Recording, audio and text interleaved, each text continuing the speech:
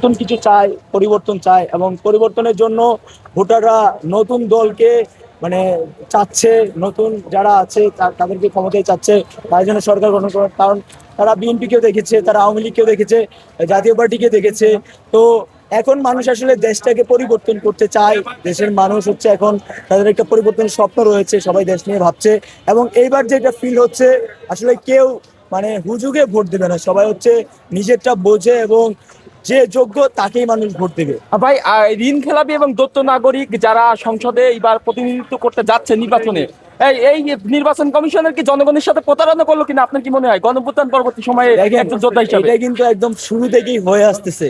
আপনারা জানেন যে হাসনাত ভাইয়ের আসনে যে প্রার্থী ছিল সেও ঋণ খেলাপির দায়ে বাদ পড়েছে, সে নির্বাচন করতে পারবে না। এরকম আপনারা যদি খোঁজ নেন, অসংখ্য প্রার্থী রয়েছে যারা ঋণ খেলাপির সাথে জড়িত, যারা দ্বৈত নাগরিকত্বের সাথে জড়িত, যারা হচ্ছে আপনার এতদিন দেশের বাইরে ছিল, বিদেশে ছিল, অভ্যুত্থানের পরে দেশে এসে তারা নির্বাচনে অংশগ্রহণ করছে। তো ওই জায়গা থেকে আমরা বলতে চাই যে এইবারের সংসদ নির্বাচনে মানুষ আসলে কোনো ঋণ খেলাপিকে ভোট দেবে না, দ্বৈত নাগরিকত্বকে ভোট দেবে না। যারা দেশপ্রেমী, দেশের জন্য কাজ করতে চায়, তাদেরকে মানুষ ভোট দেবে। ধন্যবাদ ভাইয়া।